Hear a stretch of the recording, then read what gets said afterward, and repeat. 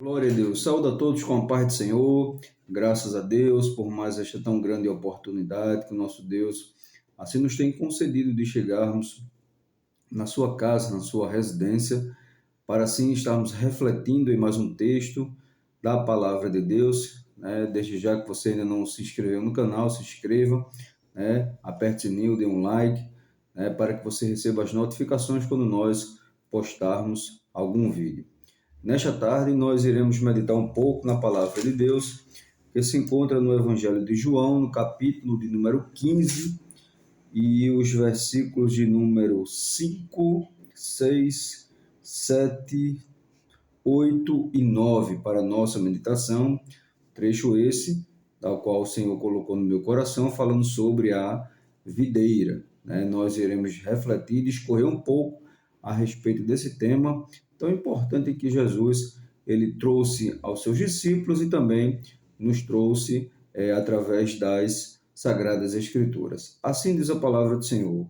João capítulo 15 e versículos de número 5 ao 9, que diz: Eu sou a videira, vós as varas. Quem está em mim e eu nele, este dá muito fruto, porque sem mim nada podereis fazer. Se alguém não estiver em mim, será lançado fora, como a vara, e secará. E os colhem e lançam no fogo e ardem. Se vós estiverdes em mim, e as minhas palavras estiverem em vós, pedireis tudo o que quiserdes, e vos será feito. Nisto é glorificado meu Pai, que deis muito fruto, e assim sereis meus discípulos. Como o Pai me amou, também eu vos amei a vós. Permanecei no meu amor. Graças a Deus, meus amados irmãos, por esta palavra tão abençoada, tão maravilhosa. Quando Jesus ele fala que ele é a videira, ele está se referindo ali a um pé frutífero, ou seja, a um pé que dá os seus frutos. E a videira, ela produz o quê? A videira, ela produz uva, ou seja, aquele fruto delicioso. Então, comparando uma árvore que dá muito fruto, uma árvore que é boa, uma árvore que alimenta a nossa alma, alimenta a nossa carne, Jesus assim se comparou com a videira, ou seja, é aquele que produz bons frutos, ou seja, ele veio do Pai, né? Ele é o fruto maravilhoso do Pai, né?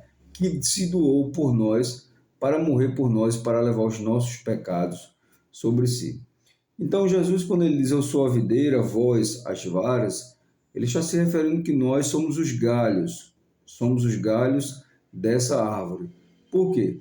Porque o que sustenta os galhos é o tronco, é a árvore, é a raiz. E Jesus, ele é a raiz, Jesus, ele é o tronco que sustenta a todo o restante do pé.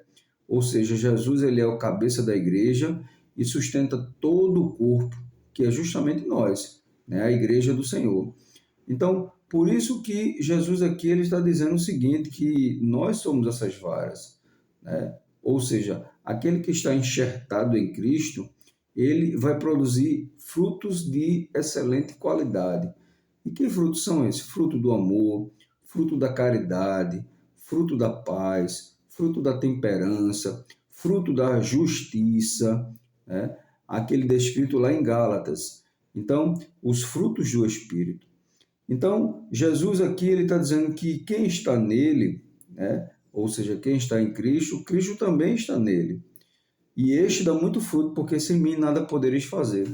Ou seja, quem verdadeiramente está em Jesus, ele vai produzir bons frutos.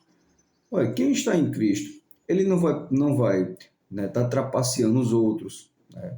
Ele não vai querer fazendo o mal para os outros. Ele não vai desrespeitar o outro, né? Ele não vai humilhar ao seu próximo, né? Ele não vai fazer negócios errados, né? Ele não vai provocar as obras da carne. Por quê? Porque quem está em Cristo e Cristo nele, né? Ele vai procurar realizar os frutos do Espírito. E quais são os frutos do Espírito? Amor, gozo, paz, longanimidade, temperança, benignidade, fé, mansidão e temperança. Então, nós observamos que quem está em Cristo e Cristo nele, ele vai produzir esses frutos, né? Ou seja, não tem como eu dizer que estou em Cristo e Cristo está em mim e eu produzir obras mais. Por quê? Porque a gente conhece uma árvore, né, pelo seu fruto. Se a gente vê que é um fruto bom para comer, a gente come. Se a gente vê que é um fruto venenoso, a gente, logicamente, a gente não vai comer. E Jesus, ele é esse fruto bom. Por quê? Porque Jesus, ele dá a vida. Jesus, ele é a mudança. Porque quem está em Cristo é uma nova criatura, assim como a palavra de Deus diz. Ou seja, uma pessoa transformada, completamente regenerada e transformada das coisas desse mundo. Não tem como eu estar em Cristo e produzir frutos maus. Muito pelo contrário, vou produzir frutos bons. Ou seja, o fruto da união, do acolhimento ao próximo, né? De deixar as brigas de lado, a ira de lado, né? A dissensão de lado, as discussões de lado. Então, quem está em Cristo é uma pessoa completamente transformada. No versículo 6 ele diz: se alguém não estiver em mim, será lançado fora como a vara e secará, e os colhem e lançam no fogo e ardem. Veja, uma árvore, quando ela seca, o que é que acontece? A pessoa pega aquela árvore ali, vai retirar porque ela não vai dar mais nada, ela secou-se, ela apodreceu, e ela vai servir o quê? Só para ser lançada no fogo, para ser destruída. Então, isso são todas as pessoas que não estão em Cristo, ou seja, aquelas pessoas que estão afastadas dos caminhos do Senhor, aquelas pessoas que não querem compromisso com Cristo, aquelas pessoas que até se dizem servir a Cristo, mas estão distante dele, através das suas práticas, através das suas obras, através do seu fruto, que vai demonstrar quem na realidade ele verdadeiramente é. Ou seja, uma pessoa vai ser conhecida através dos seus frutos, das suas boas ações, das suas boas qualidades. E também vai ser conhecida através das suas más qualidades. Então, aquele que não está em Jesus só vai servir para ser lançado fora aí, queimado assim na eternidade, né? Todos aqueles que não querem compromisso com Jesus, esses daí serão apartados completamente para o fogo eterno. Se vós estiverdes em mim e as minhas palavras estiverem em vós, pedireis tudo o que quiserdes e vos será feito. Ou seja, então, se nós estivermos em Jesus e as palavras de Jesus estiverem em nós, né, nós teremos fé para pedir ao Senhor, né, algo em que esteja dentro da sua vontade e assim ele irá realizar. Então, cabe a nós estarmos em Cristo, cabe a nós perseverarmos em Cristo, porque Cristo ele nos deu todas as coisas, irmãos. Nós precisamos ter ousadia e confiança para podermos entrar na presença do Senhor com muita humildade, mas também com muita confiança, com muita fé, que seremos respondidos das nossas orações.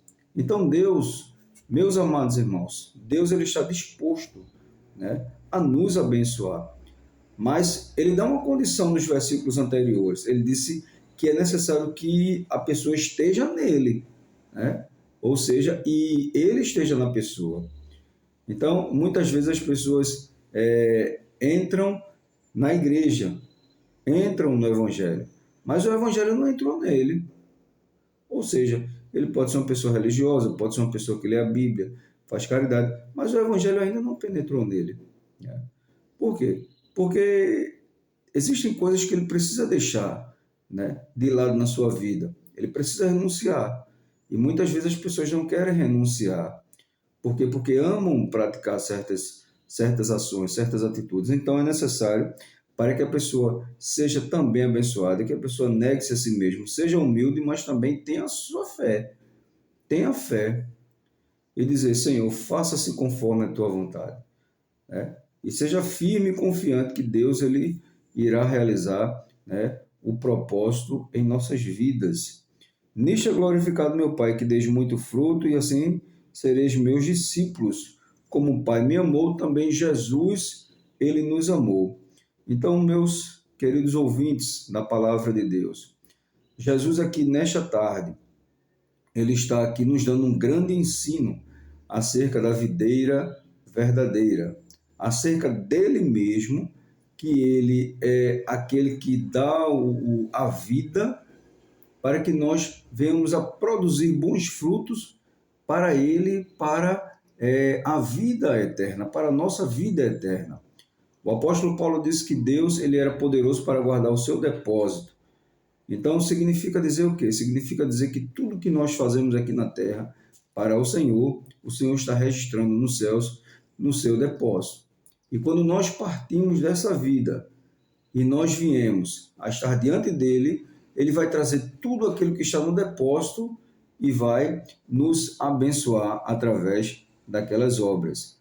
Mas sabendo uma coisa, Deus tem coisas grandiosas, Deus tem coisas maravilhosas para fazer nesta época também em nossas vidas, né?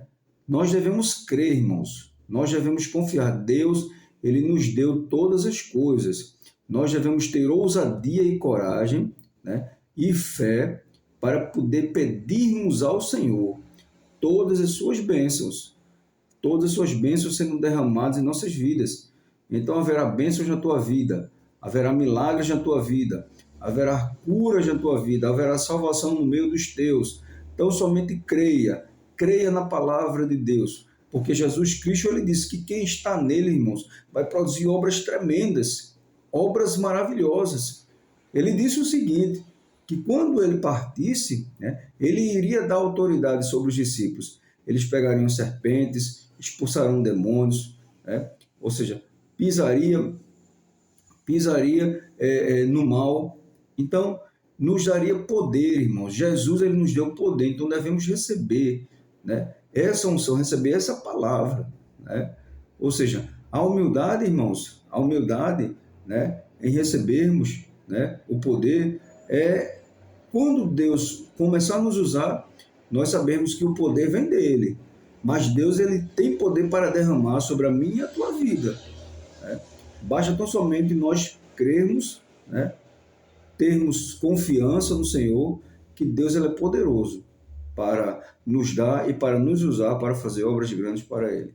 Amém? Que Deus te abençoe a tua família, abençoe a tua casa e saiba de uma coisa, que o melhor vem de Deus. Deus tem coisas extraordinárias para fazer em nossas vidas. Pedi e dar-se-vos-á, né? Ou seja, batei e abrir-se-vos-á a porta.